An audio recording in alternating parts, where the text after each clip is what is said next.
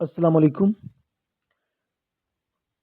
Urdu lecturer نشاط احمد آپ سے مخاطب ہے۔ آج کا ہمارا ایک اہم ٹاپک حصہ غزل میں سے حسرت موہانی کی غزل نمبر 1 جس کو ہم پڑھنے جا رہے ہیں۔ حسرت موہانی صاحب کا تھوڑا سا تعارف وہ آپ کو کروا دیتے ہیں۔ حسرت موہانی کا اصل نام سید فضل الحسن اور حسرت تخلص تھا۔ آپ اتر پردیش کے ایک صوبے موہان میں پیدا ہوئے اور اسی نسبت سے موہانی کہلائے۔ MAO کالج علی گڑھ سے BA کیا۔ کچھ عرصہ ادبی رسالے اردو معلیٰ نکالتے رہے۔ آپ کئی سیاسی تحریکوں سے بھی وابستہ تھے۔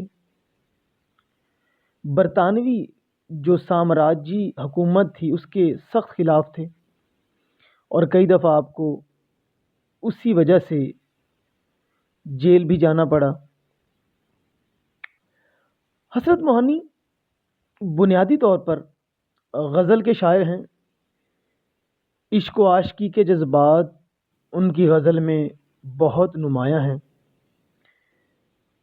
اور اس کا بنیادی جو عنصر ہے وہ تغزل ہے، اس لیے انہیں رئیس المتغزلین کا لقب دیا گیا۔ انہیں جدید غزل کا امام بھی کہتے ہیں۔ ان کی غزل کا مشہور شعر پڑھتے ہیں۔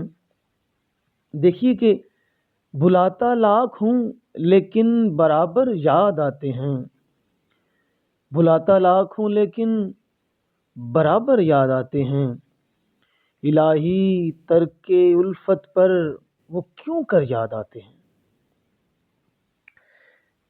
شعر کا مفہوم پڑھنے سے پہلے الفاظ معنی دیکھ لیتے ہیں۔ بھلاتا لاکھ ہوں، بہت کوشش کرتا ہوں، کئی بار کوشش کر چکا ہوں، برابر یاد آنا، مسلسل یاد آنا، الہی اے میرے اللہ، ترک الفت محبت چھوڑنے پر، ختم کرنے پر محبت، یاد آتے ہیں، میری یادوں میں کیوں آتے ہیں۔ مفہوم دیکھیے جی، اگرچہ میں اپنے محبوب کو بھلانے کی کوشش کر رہا ہوں مگر خدا جانے وہ مجھے کیوں یاد آ رہا ہے۔ تشریح میں دیکھیے کہ دنیائے غزل میں جس کو رئیس المتغزلین کے لقب سے جانا جاتا ہے اور ایک زمانہ اسے حسرت موہانی کے نام سے جانتا ہے، وہ اپنی معروف مشہور غزل میں اس کے مطلع میں اس کے مصرع اولیٰ میں پہلے مصرعے میں کہنا یہ چاہ رہے ہیں، اپنے محبوب سے جدا ہونے کے بعد اس کے شدت سے یاد آنے کا جو تذکرہ کر رہے ہیں، وہ کہتے ہیں جب سے میں نے اپنے محبوب سے ترک تعلق کیا ہے، میں اسے بھلانے کی کوشش کرتا ہوں لیکن یادوں کا سلسلہ اتنا طویل ہے کہ جیسے جیسے میں اسے بھلاتا ہوں ویسے ویسے وہ اور یاد آتا ہے۔ روز کہتا ہوں بھول جاؤں اسے، روز یہی بات بھول جاتا ہوں۔ یہ کیفیت ہے شاعر کی۔ عشق میں گزرے لمحات یاد ماضی بن کر ذہن کے دریچوں پر دستک دیتے رہتے ہیں، یہاں تک کہ ان یادوں سے چھٹکارا پانے کے لیے پریشان حال عاشق بہت پریشان ہو جاتا ہے اور یہ دعا مانگنے پر مجبور ہو جاتا ہے کہ یا اللہ، میں اس کو بھلانے کی کتنی کوشش کر چکا ہوں، مجھے کیوں نہیں بھول رہا؟ اصل میں شاعر یہاں ایک نفسیاتی ایک مسئلہ جو ہے وہ زیر بحث لا رہے ہیں کہ بھلایا ہمیشہ اسے جاتا ہے جو یادوں سے جڑا ہو۔ یادیں وہ سرمایہ ہیں جو زندگی کے ساتھ ساتھ چلتی ہیں اور موت کے آنے سے جسم و ذہن کے ساتھ خاک میں جا سوتی ہیں۔ اس لیے ایک عاشق عشق کی یادوں سے نجات نہیں پا سکتا۔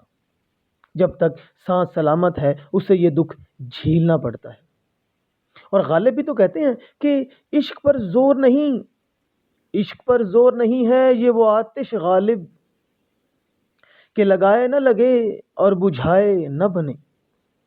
دوسرے مصرے میں دیکھتے ہیں جی کہ شاعر کہتا ہے کہ اللہ تعالیٰ سے مخاطب ہو کے ایک سوالیہ انداز اپنا رہے ہیں کہ اے اللہ، اے میرے خدا، جب میں نے محبت ترک کرنے کا فیصلہ کر لیا ہے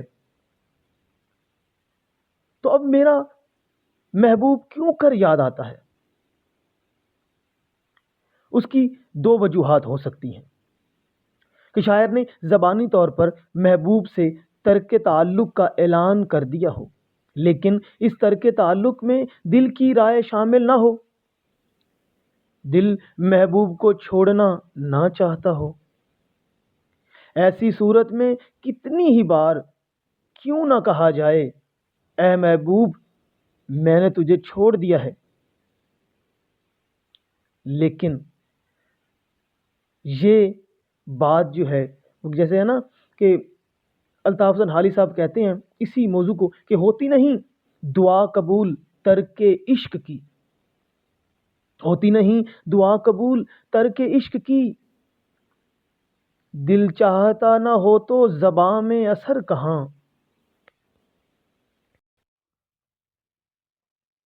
اور اصل میں شاعر اس شعر کے ذریعے ہمیں یہ پیغام دے رہے ہیں کہ وہی بات قابل قبول اور قابل اعتماد ہوتی ہے جس میں دل زبان کے احساسات کا ترجمان بن جائے۔ لیکن یہاں شاعر محبوب کو چھوڑنے اور اس سے لا تعلقی کا اظہار تو کر رہا ہے، لیکن دل محبوب اس فیصلے میں لسان محبوب کا ساتھ نہیں دے رہا، اس لیے ترک الفت کے باوجود محبوب کی یاد جو ہے بار بار عاشق کے دل پر دستک دے رہی ہے۔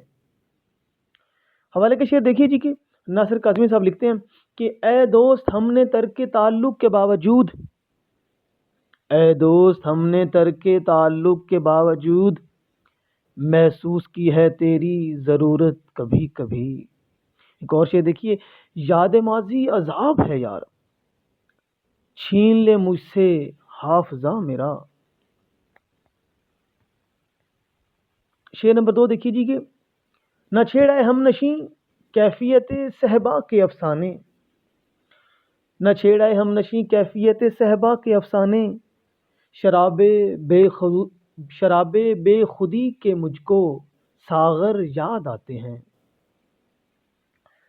نہ چھیڑ، ذکر نہ کر، ہم نشیں اے دوست، کیفیت، حالت، صحبا، شراب، بے خودی، اپنی ذات سے بے نیاز، اپنی ذات میں مست، افسانے، کہانی، ساغر، شراب کے جو ایک پیالہ جو ہوتا ہے جس میں شراب ڈالی جاتی ہے، جام۔ مفہوم دیکھیے، اے دوست میرے سامنے شراب کا ذکر نہ کر، کیونکہ پھر مجھے وہ جام یاد آ جاتے ہیں جو مست کر دیتے تھے۔ اب حسرت موہانی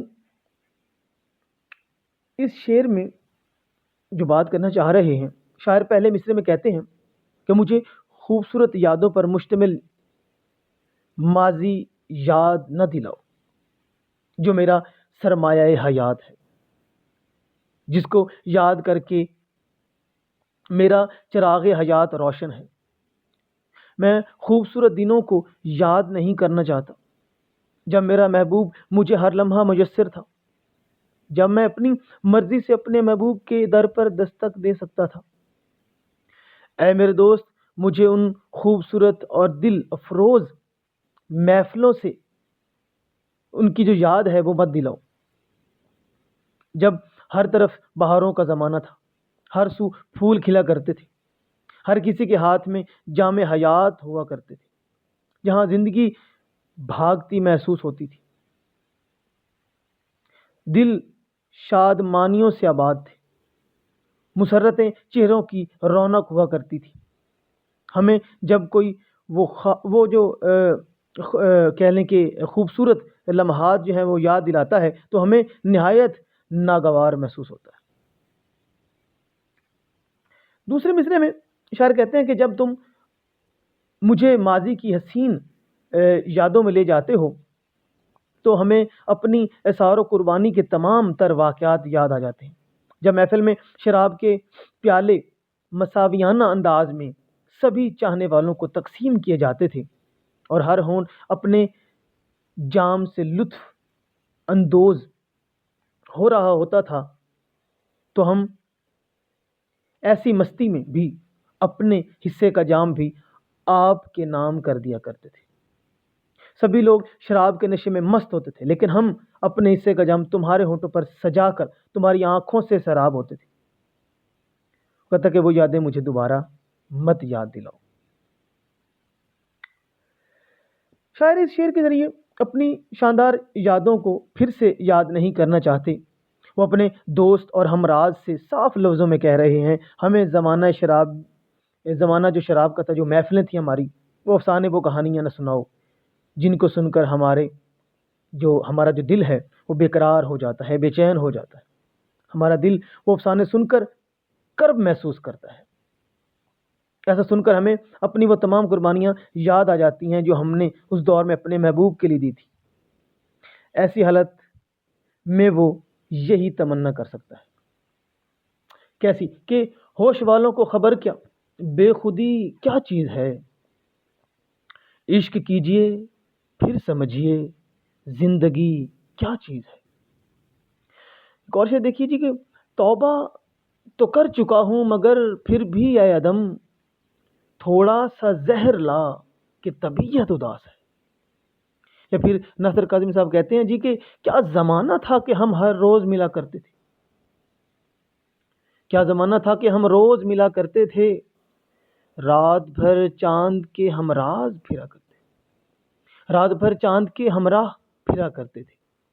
تو بچوں اس جو ہے وہ غزل کا پہلا حصہ ہم نے پڑھا، جس میں 2 شعر پڑھے۔ اگلا حصہ انشاءاللہ جو اگلے لیکچر میں پھر دوبارہ حاضر ہوتے ہیں۔ خدا حافظ۔